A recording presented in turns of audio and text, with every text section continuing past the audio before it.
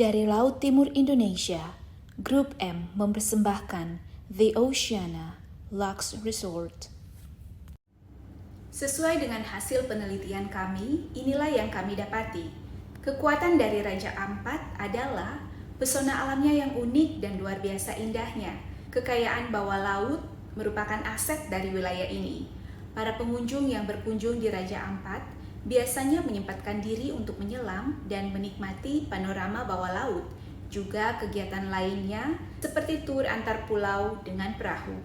Pulau-pulaunya yang kecil dan jumlah wisatawannya terbatas adalah sangat menguntungkan bagi wisatawan tertentu yang menginginkan privasi tinggi.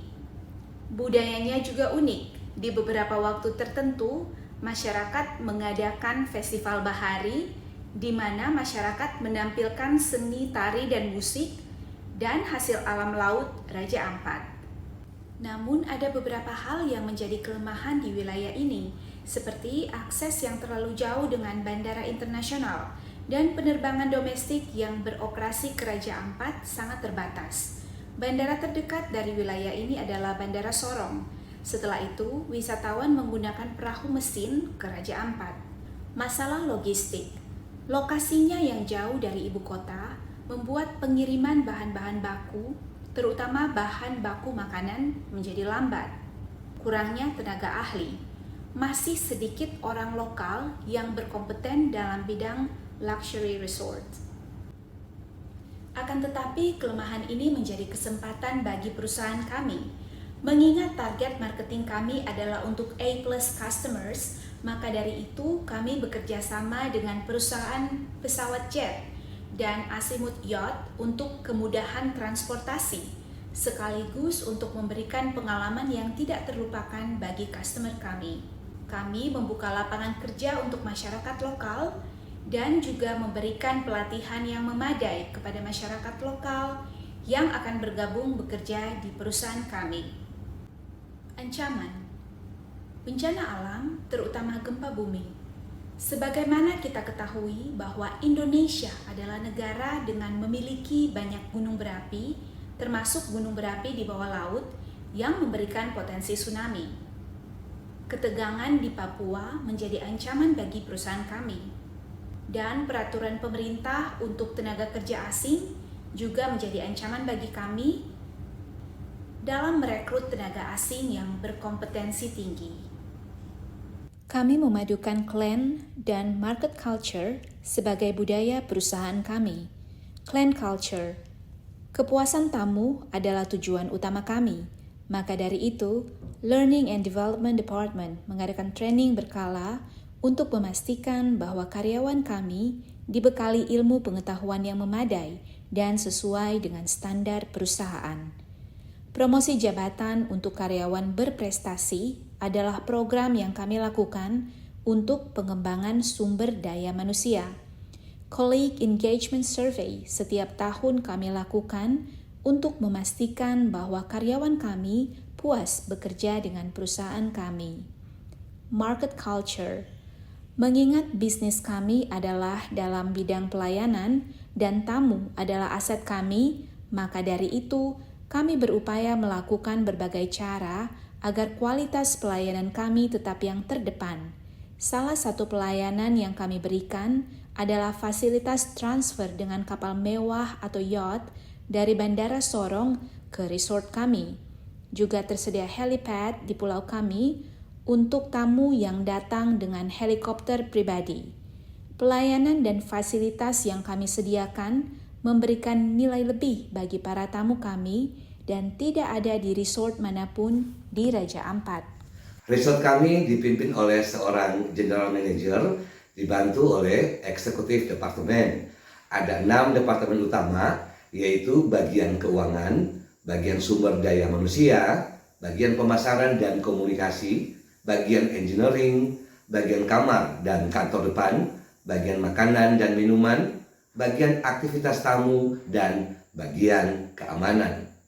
Bagian keuangan terbagi atas income, mengurus, payable, mengurus pembayaran ke vendor, payroll, berhubungan dengan penggajian, store and purchasing. Bagian sumber daya manusia terbagi atas recruitment, learning, and development. Bagian sales dan marketing terbagi atas sales division, public relation and communication. Bagian engineering tentu saja mengurus bagian mesin. Bagian kamar dan kantor depan terbagi atas housekeeping and laundry, gardening, front office untuk tamu check-in dan check-out. Bagian makanan dan minuman terbagi atas production, yaitu bagian dapur, service, yaitu bagian pelayanan restoran. Bagian aktivitas tamu mengelola spa, gym, water activities, and dive center. Resort kami yang bertemakan luxury ini memiliki 80 kamar, 3 restoran, 1 bar, spa, gym, dan juga dive center. Pada saat okupansi tinggi, seorang housekeeper dapat mengerjakan 5 kamar dalam 1 kali shift. Dan dalam hal ini, berarti kami membutuhkan 16 housekeeper, 4 public area attendant, 3 supervisor, dan juga 1 assistant manager. Kami juga memiliki food and beverage service pada 3 restoran kami yang memiliki 15 server, 3 supervisor, 2 bartender, dan 1 restaurant manager. Lalu pada bagian kitchen, kami membutuhkan 3 specialty chef, yaitu untuk western cuisine, oriental cuisine, dan juga lokal Indonesia cuisine, yang dibantu oleh 6 asisten chef dan juga 2 orang stewarding. Kemudian kami juga memiliki front office yang beroperasi 24 jam, yang di dalamnya terdapat 6 front office agent yang terbagi menjadi 3 shift, yang tiap shiftnya terdiri dari 2 orang.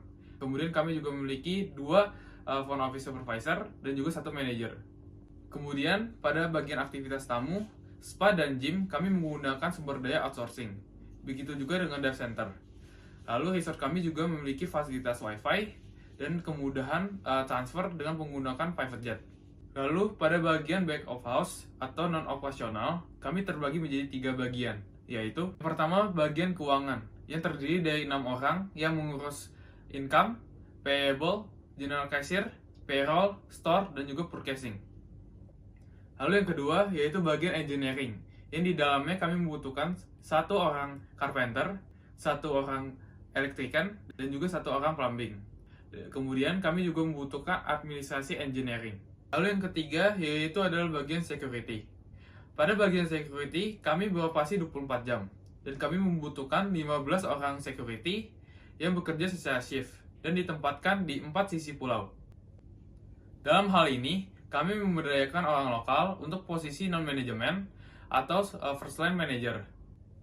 Lalu, pada urusan specialty chef, kami memperdayakan orang asing yang memiliki pengalaman di Michelin Star Restoran. Kemudian, ada beberapa faktor yang mempengaruhi komunikasi dalam organisasi. Beberapa faktor tersebut seperti yang pertama, faktor sumber daya manusia. Setiap orang pasti memiliki wawasan, pengalaman, kepribadian, kultur, dan kemampuan yang berbeda yang dapat mempengaruhi proses komunikasi. Yang kedua ada faktor teknis. Media komunikasi yang digunakan akan mempengaruhi kelancaran dalam berkomunikasi. Jika kurang jelas dalam penyampaian, maka dapat berakibat pada misinformation. Yang ketiga, faktor bahasa.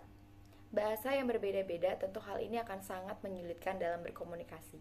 Dan yang terakhir ada faktor tingkat kedekatan antara anggota organisasi. Kedekatan yang terjalin antara anggota organisasi dalam organisasi tersebut dapat membuat komunikasi yang terjalin berjalan dengan efektif. Untuk itu diperlukan cara yang tepat agar terjalin komunikasi yang baik. Berikut ini adalah cara yang kami lakukan untuk mengimplementasikan komunikasi yang baik dalam organisasi kami. Yang pertama, membangun komunikasi yang terbuka dan jelas antar departemen. Yang kedua, menggunakan teknologi komunikasi yang efektif seperti video conference, email, atau aplikasi chat untuk memfasilitasi komunikasi antara departemen dan karyawan, sehingga memudahkan koordinasi dan meningkatkan efisiensi. Yang ketiga, mengadakan pelatihan dan pengembangan karyawan secara rutin yang mencakup keterampilan dasar seperti keterampilan komunikasi, keterampilan presentasi, dan juga keterampilan kepemimpinan. Dan yang terakhir, mengembangkan budaya organisasi yang terbuka dan kolaboratif dengan mengadakan pertemuan reguler antar departemen dan mempromosikan pertukaran ide dan gagasan. Tentu tidak terlepas pula dari 3 hal pendukungnya, seperti adanya keterbukaan, empati, dan juga sikap saling mendukung antar anggota organisasi. Berikut ini adalah contoh CSR dan Business Ethics yang diterapkan oleh Eco Resort kami. Yang pertama adalah Environmental Corporate Responsibility. Contohnya seperti budidaya penyu dan terumbu karang. Kedua, Ethical Human Rights Responsibility. Contohnya seperti memberikan pelatihan dan pendidikan kepada masyarakat sekitar resort. Yang ketiga, Philanthropic Corporate Responsibility. Contohnya seperti membangun rumah ibadah, sekolah, dan rumah sakit. Yang keempat, Economic Corporate Responsibility. Contohnya seperti mendorong pembangunan ekonomi lokal dengan membeli produk lokal dan menggunakan jasa dari masyarakat setempat. Untuk Business Ethics, yang pertama ada Owner of Company and Leaders. Kami selaku pihak resort dapat memastikan bahwa para pemimpin bertanggung jawab atas operasional resort dengan transparansi dan integritas. 2. Workers. Kami selaku pihak resort dapat memastikan bahwa karyawan diperlakukan dengan adil dan layak. 3. Vendors. Kami selaku pihak resort dapat memastikan bahwa pemasok dan vendor bekerja dengan memenuhi standar yang sesuai dengan nilai perusahaan, seperti bekerja secara ramah lingkungan dan menjamin hak asasi manusia. 4. Consumers or guests. Kami selaku pihak resort akan memberikan layanan yang berkualitas tinggi kepada tamu resort dan menghormati hak-hak konsumen. 5. Society. Kami selaku pihak resort akan memberikan kontribusi kepada masyarakat setempat dengan membantu membangun infrastruktur yang dibutuhkan dan meminimalisir dampak negatif terhadap lingkungan dan masyarakat. Dan yang terakhir, government. Kami selaku pihak resort akan mematuhi semua peraturan dan undang-undang yang berlaku di Indonesia, terkhususnya Papua Barat.